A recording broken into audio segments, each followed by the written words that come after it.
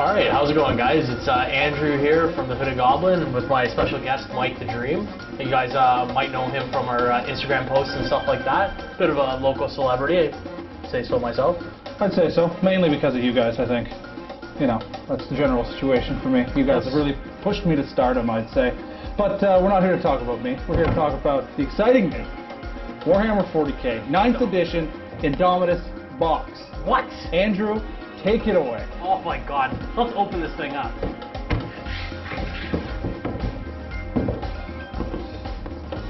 Having some issues opening the box up. So, alright. Let's take a gander at what's inside this thing right now. Alright, let's put some of this in here. There we go. Let's take a look at some of these sprues.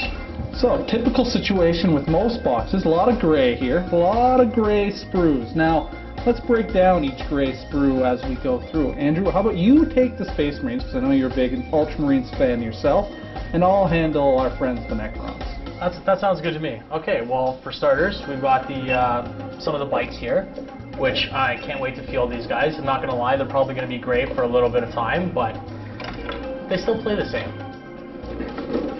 We've got some of the Assault Squad guys here as well. A lot of good production value and quality on these actual sprues. Yeah, I'd say, I mean, with the Assault Squads, I'm really excited for those mostly because, as you know from playing me, I like to run a very close combat oriented army, and with the fact that Overwatch is now a command point cost, it's pretty exciting for a guy like myself who forces you to have to waste some points to face me. Yeah, I'm not gonna lie, I'm not too happy about that because I do like my gun lines and I like having an army that kind of cheats at the beginning, but you know, can't have it all. So you know what, command points it is, but you know it's gonna be pretty sweet. This next sprue here looks like it's a mixed bag of the one of the veterans. Is this the captain? This looks like the captain. Yeah, it's the captain. Along with the one of the Necron lords, and I mean, I gotta say, the Necron, the new models for Necrons look phenomenal. I used to play Necrons when I was really young, and then I have a small army back at home, and I have to say, the action-oriented poses and things like that that GW has really started to push recently, I find are a lot more exciting. I mean, if you're trying to hide and cover, it's not the best thing for your characters, because every character seems to be jumping 12 feet ahead, and your cover save is probably not, you know, benefiting from something like that. Yeah, what's wrong with that? Well, for you it's fine. For me, someone who likes to play characters, it's not so great. And if you're playing Harlequins, well, everyone who plays Harlequins knows their models are at least 2 feet ahead of everyone else. Oh, this is sweet. Here we got the new Chaplain in here, and the Junicar's on here as well. You know what, the models and stuff like that are really sweet. The models are pretty good. We'll get a closer look with the GoPro here. So, this sprue here consists of the, what looks like the Eradicators, I believe they're called, and the Chaplain up top.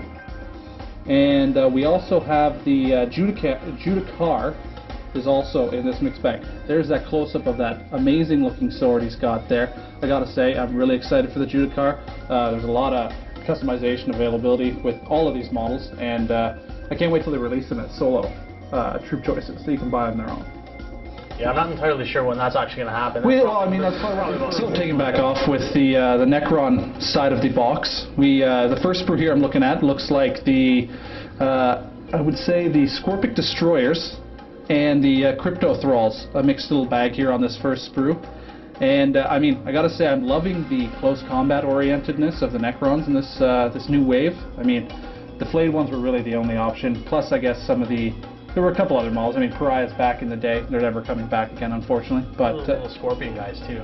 Yeah, I mean, they weren't their focus. I find, and I find now there's a big option for it. I mean, even like the Scorpic, like the main Scorpic Overlord model there, it's a humongous model with a giant claw hand. Obviously, that's a weapon choice. You've got the huge blade, which is a weapon choice, and then it's also got the range ability.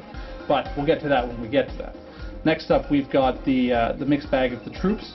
The interesting thing with the troops now, I find, is it looks like they're giving them a heavy weapons option. It looks like they're getting the immortal option with the double Gauss flare, which is interesting.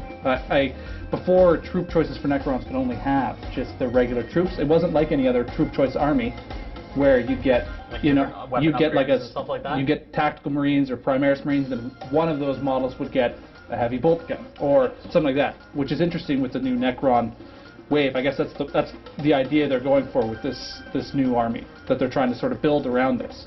Don't forget the scarabs are right there too. And the scarabs are on there as well. The The scarabs are a mainstay inside the Necron army. And this is another sprue that consists of the troops along with the heavy weapon options.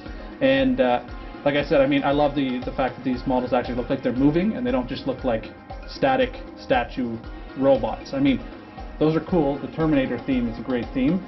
It's just I do like a bit more movement from my models. I like them to seem like they're actually attacking something instead of just a static line of robots. And maybe that was my fault for not modeling them correctly in the past. Maybe I could have modeled them a bit more excitingly. But, you know, that's the way it goes. Live and learn, man. Live and learn. Yeah. And this last sprue here consists of some of the more interesting models in this army. We've got the Canoptic Reanimator, which is the big boy. The Overlord's in there as well. The Overlord is in there. I think all of the Lords, the HQ choices that are available for this sprue are all in this final sprue. This is where the meat and potatoes of this box set here. There's also the original Overlords over on that other sprue there, but this sprue here consists of really what people I think are going to be interested in. You've got the Scorpic Lord, you've got the I think it's the Plasmancer on this one, and you also have the Canoptic Reanimator, which is that big sort of War of the Worlds looking robot. Which is just nice to actually see an army get like a refresh and a revamp on their models and stuff like that. Especially an army that isn't Space Marines. Gotta love the Space Marines. Come on. So moving right along after this, I guess we'll break right into the special edition rulebook that comes in this box set, which seems pretty crazy. Actually, not gonna lie, the art and everything on that is really nice. The book itself fairly heavy. It's got a lot of kind of like everything in there. I think the first like little bit is a little bit of fluff, which everybody likes. Gives you a little something about the armies and whatnot. Back half is all like all the new rules and everything like that. I know that the new chapter proof is coming out in a couple weeks as well, and that will have all the new army points and everything going forward, so everybody can start successfully playing 9th edition.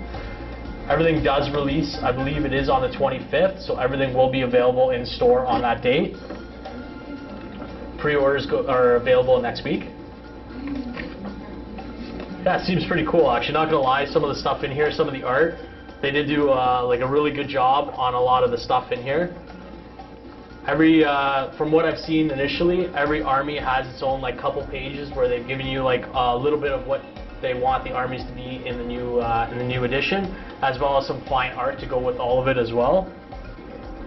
No, I mean I gotta say the good thing too is you get all your take a peek at that too. Get all your latest lore in this behemoth of a book as well. I mean, the thing does weigh like 20 pounds by itself. I think that's the big weight in the box set. Yeah, it's definitely the sprues are much lighter than this thing is, and I mean the cover art alone. If you're a fan of the lore of Warhammer and how things have been playing out with Abaddon and Rabute Guilliman himself, and I mean the cover of this thing has all that. It has your picture perfect chaos versus the golden boys of the Imperium, the Space Marines, and I mean, holding this book up right now, it's a bit of a workout on its own. I mean, maybe I should stop painting so much and start hitting the gym a bit more, but just lift the book up on each side every day. Exactly. As I'm reading it, I'll just keep holding it up to myself. But yeah, you look through this whole thing, I mean, it's got a great breakdown of everything. Andrew's favorite army is the first page. The Golden Legion, of course, is the first one that pops up.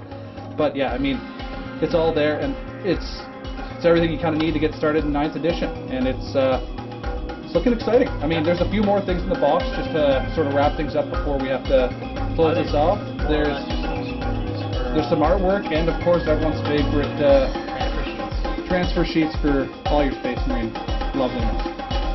So yeah, guys, looks like a great box set so far. We're super excited about it. Call in and reserve your copy now. Thanks for coming out, Mike. No worries. Happy to come.